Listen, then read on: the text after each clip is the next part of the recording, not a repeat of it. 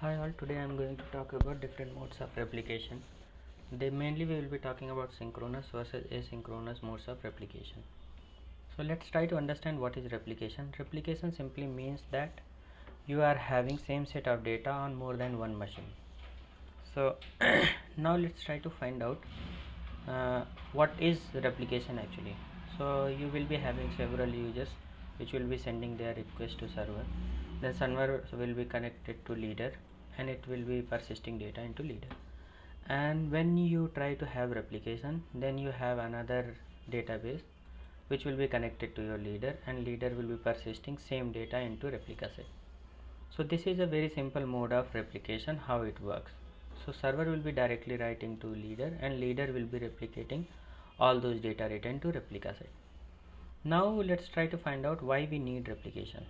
One of the main reason is we want to reduce latency and we want to have data present very close proximity to the user. So suppose user is present in USA continent, then we also try to have same set of data present in USA continent so that latency is reduced. For this, if you are trying to serve across globe, then you have to have replication present. Next, let's try to find out the next region will be. So suppose if one of your system parts of system is down or one of your DB is down, then what will happen? Your whole system will crash. But if you have replica set of that particular DB, then what will happen is that if one of the system is down, then data will start serving from another replica set and your overall system will be working. In another case, suppose if you have read heavy system just like Twitter, Facebook and all these social media ones, or even the cricket scores, CricBuzz and all those things, these are very read heavy system where user is not writing. Just the thing is that user is reading it and you are having a lot of users to serve. So for every database there is a limit how much concurrent request it can serve. So what you can have is you can attach replications and you can attach your servers to those replications so that whenever user requests will be served through those replications.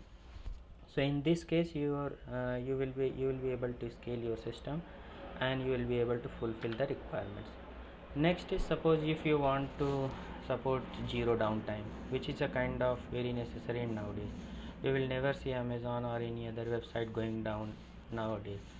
So to support replication, to support this downtime, what you need to have is, suppose you are rolling out fashion, if you are trying to upgrade one of your DB system or changing a schema, then there should be another replica set which is serving during that time.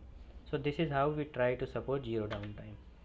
Next, it's a very brief one. Let's try to find out what all the types of replication. So mainly there are three types of replication. One is single leader replication, in which one leader is there and all the replica set gets all the updates from that leader.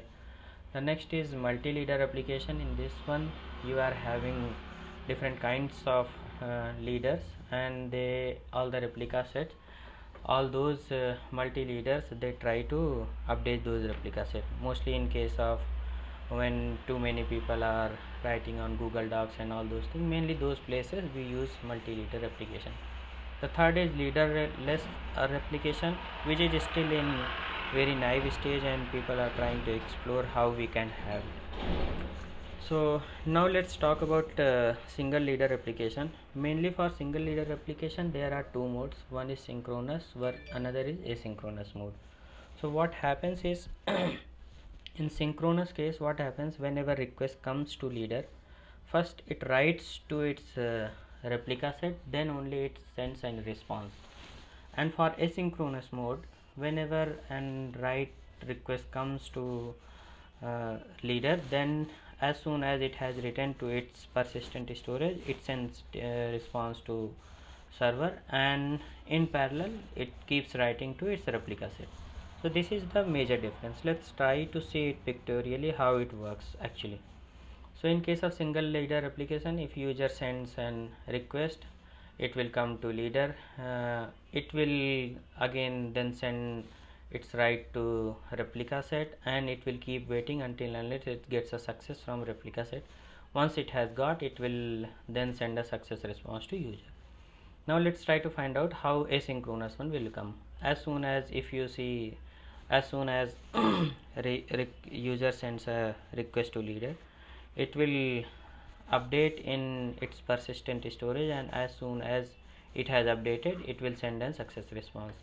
And in parallel, it will also send a request to replica set, and it will keep writing, and once it is done, it will send a success response to leader. But leader will not wait to send that response to user for replica to write. So now let's try to find out that what are the benefit of synchronous modes of replication.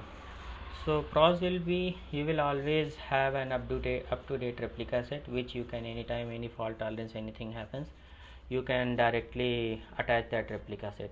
And the another thing is, if it fails or anything happens or something bad goes, then you can attach that replica set. Cons will be, for every single write your latency will increase, because it has to write to the factor at which you are attaching your replica set. Another thing will be, suppose one of your replica set is not working, then overall your write itself will stop, and what will happen ultimately, that it might halt your complete functioning of the system. So conclusion for this, it will not follow kind of synchronous, or should not be followed only asynchronous mode as well, because what will happen in case of asynchronous mode, if your replica sets are not up to date, then if suppose leader goes down, then you might lose some of the data. So better would be to follow a kind of semi-synchronous mode, where one or two nodes you can put in a synchronous mode, and other nodes you can put in a asynchronous mode.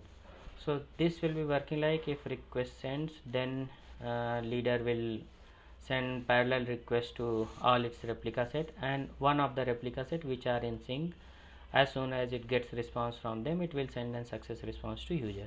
And when the other replica sets are written, they will send their success response to the leader.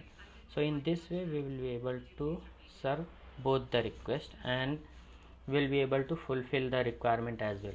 So you will have at least one or two replica set which you can anytime replace if leader goes down, and you will have other replica sets through which you can provide kind of eventually consistent system to read data. So suppose in case of Facebook or Twitter, you can always attach your user request from all the replica set. Even there might be the chance they are not getting all the latest updates, but eventually when system is consistent, they will start getting all those updates. So this is what we wanted to talk about today.